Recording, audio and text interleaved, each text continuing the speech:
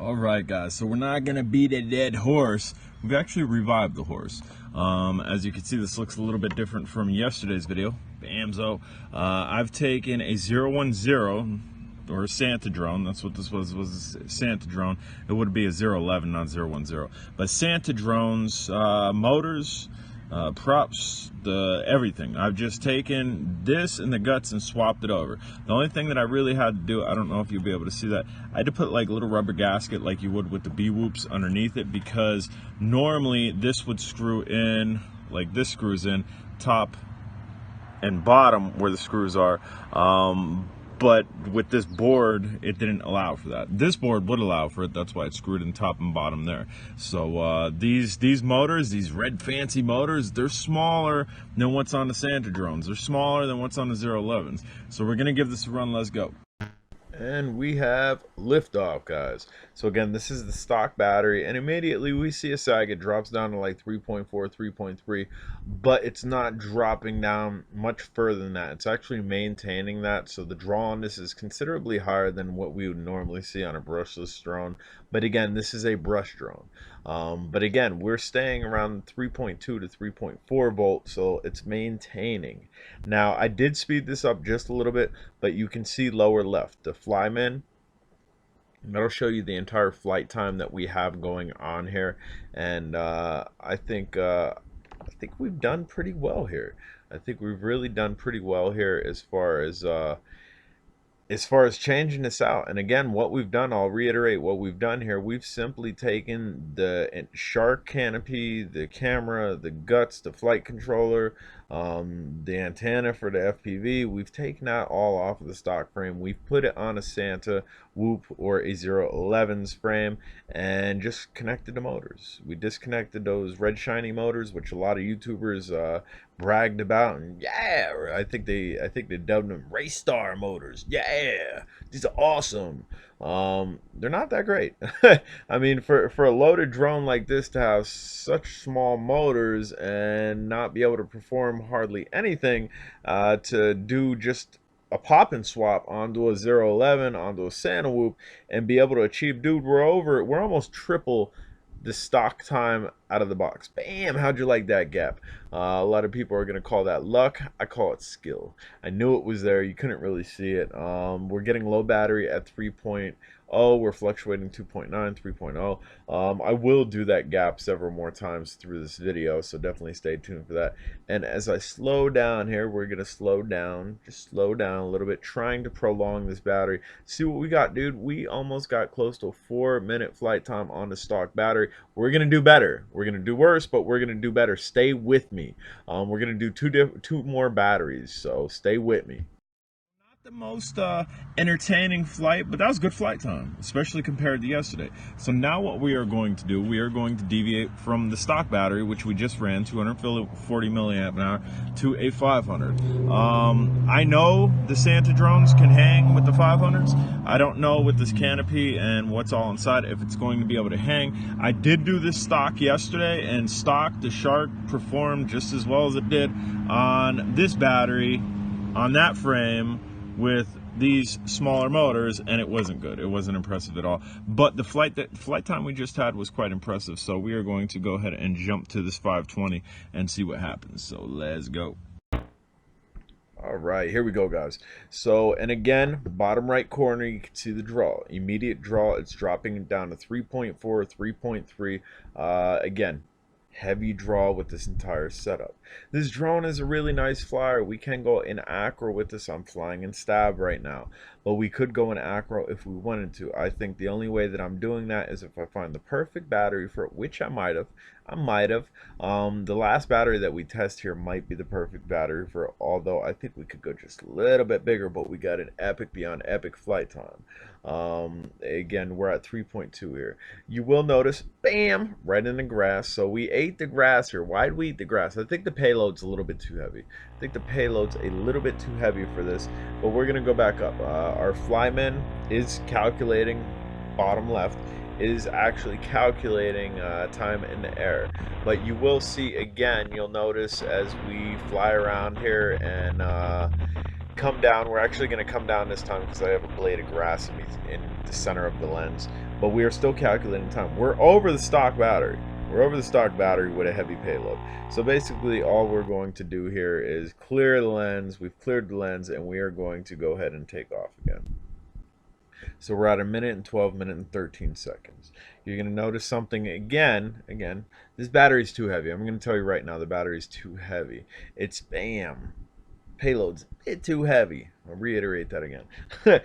So you're not going to want to use a 500. As you can see, I got grass flicking around. We're going to disarm it. I'm going to get the grass out of the frame, and then we will send it once more on this 500.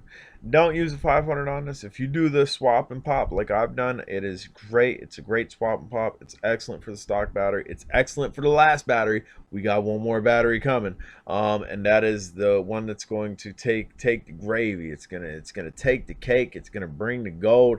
It is hands down the winner out of this test. I think we could do a little bit better, but what we get in the last battery run, again, stay with me, is pretty darn epic. Yesterday I was about ready to put this back in the box and sell it for $30. 1 minute flight time? Yeah, I'm not with that. And as you can see, we were on low voltage. I'm flying super duper slow, which causes less of a drain on the battery. You can see bottom right 3.0, but we're going to go ahead and sit this down here and get on with the show. Guys, you can see we've greened the inside of our guards a little bit.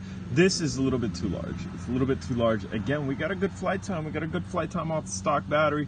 I think maybe a 380. I think a 380 might be prime time for this, but this is a huge improvement. And this is one of the guys on Drone Days who said, Jay, those motors might be a little bit too small. And me, shiny red, yeah, they got to be better than the Santa Whoop. Not the case, man, not the case at all. These are larger motors off of the Santa Whoops and the 011s, and these bad boys are tiny. Now this thing would probably get an epic flight time, and again, the positive and negative there, that's what the Santa Whoop speaker was off of. I'd like to see if I could hook something up to that. That's why I've left it there.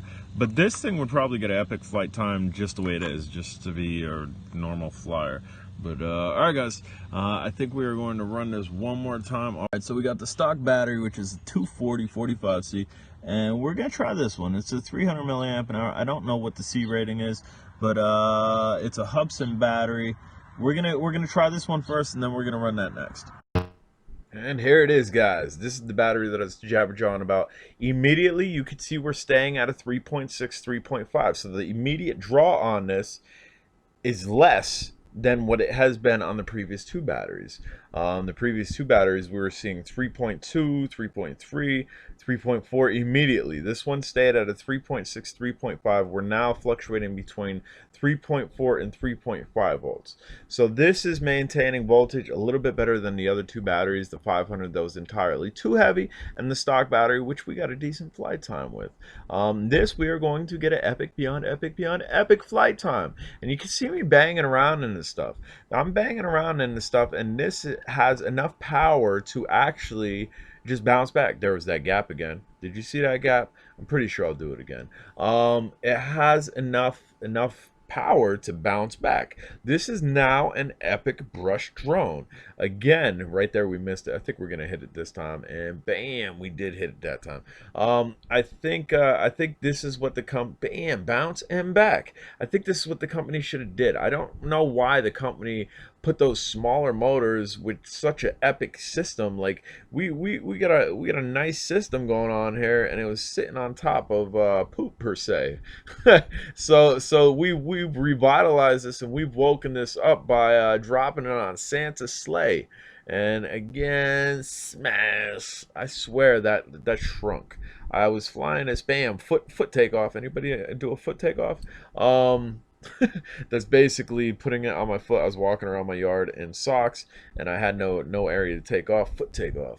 But yeah, that one gap, dude. I've been getting hung up on that gap all day, and I think the bush either grew downward or sagged or something, because I was getting underneath that the other day, no problems.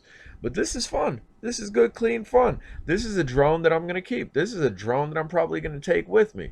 This now takes the reign of the B-Whoops. My brush drone, my go-to brush drone was one of my 011 mods that I put a camera on it, and also the B-Whoops.